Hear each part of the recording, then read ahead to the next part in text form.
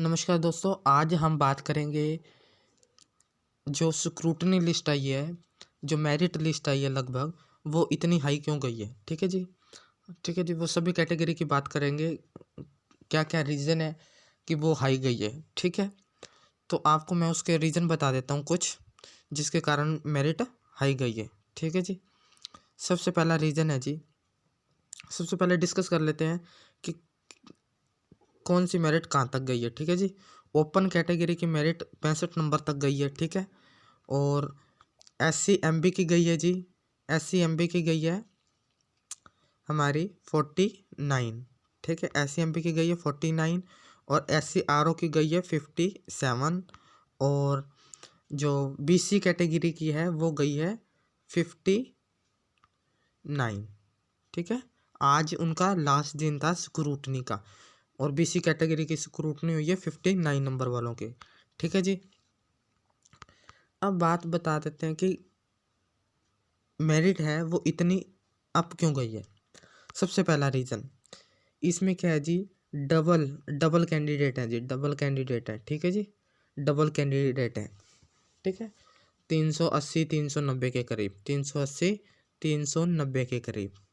ठीक है, ये निकलेंगे। ठीक है जी, ये निकलेंगे। ठीक है, उसके बाद हम बात कर लेते हैं दूसरा रीज़न मेरिट अप जाने का, वो है ग्रेजुएशन के नंबर, ग्रेजुएशन के नंबर। ठीक है जी,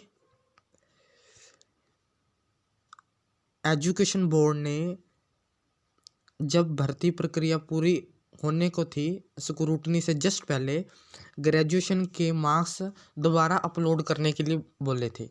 ठीक है जी। उसमें क्या हुआ कि जिसने भी फॉर्म की जो लास्ट डेट थी उससे पहले ग्रेजुएशन नहीं थी जिनके पास, और बाद में उनका रिजल्ट आया है, उससे क्या हुआ कि उनको मौका मिल गया ग्रेजुएशन के मार्क्स भरने का। ठीक है जी, उन्होंने अपने ग्रेजुएशन मार्क्स भरे। ठीक है, इस वजह से उनके ग्रेजुएशन के मार्क्स मेरिट लिस्ट में ऐड हो गए। बट होगा क्या, जो डेट है एडवर्टाइजमेंट की, जो लास्ट डेट है, जो कैलकुलेशन होनी है ग्रेजुएशन के मार्क्स की, वो एप्लीकेशन के जो लास्ट डेट है ना, उसकी लास्ट डेट तक के ही काउंट होंगे। उसके बाद जिनों का रिजल्ट आया है या जिनकी कंप्लीट बाद में हुई है, उनके मार्क्स काउंट नहीं होंगे, भले ही उन्होंने अपने मार्क्स ऐड कर दिए हों इसमें। ठीक है जी, पर उसमें भी काफ़ी कम कैंडिडेट होंगे। तो आपको बता देता हूँ, वो लगभग होंगे 200-250 कैंडिडेट होंगे जिन्होंने बाद में मार्क्स अपने अपलोड किए हैं।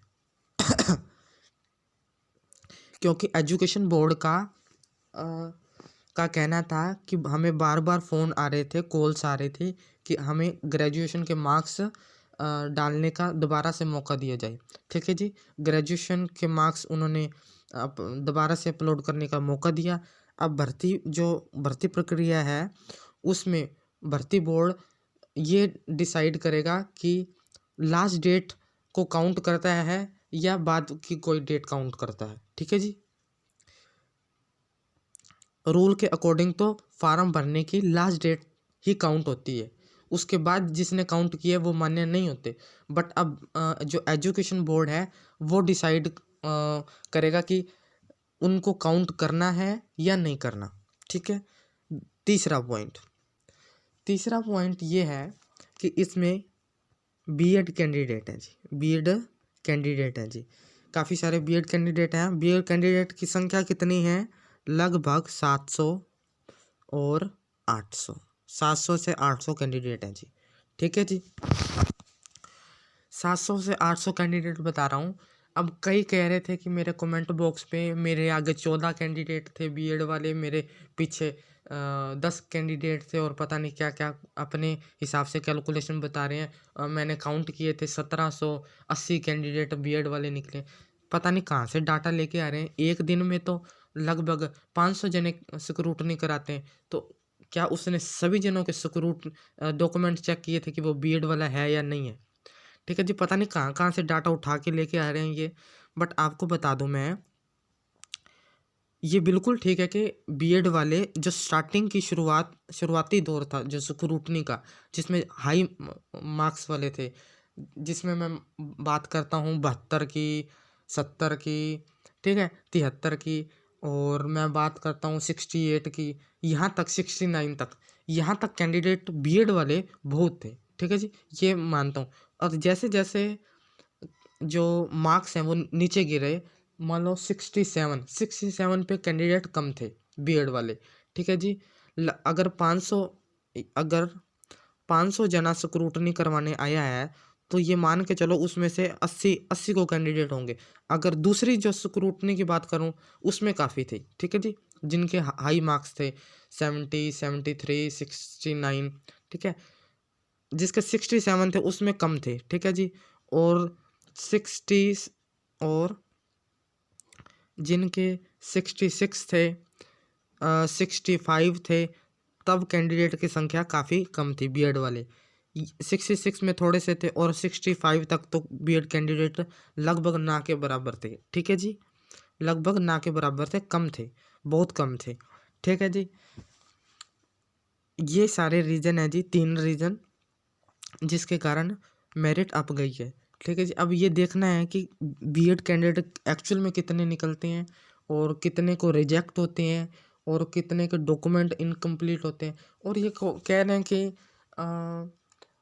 जो पी स्टेट है वो क्लियर नहीं है, कईयों का बोल रहे हैं जो अदर यूट्यूबर्स हैं।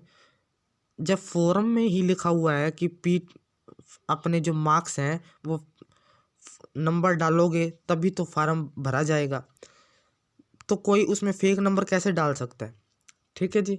जिनका पीटेट क्लियर ही नहीं है वो अपने 1000 रुपया या 500 रुपया क्यों बर्बाद करेगा सिर्फ और सिर्फ एक्सपीरियंस करने के लिए, जब उसको पता ही है कि मेरा सिलेक्शन नहीं होना, तो वो क्यों करेगा, ठीक है जी।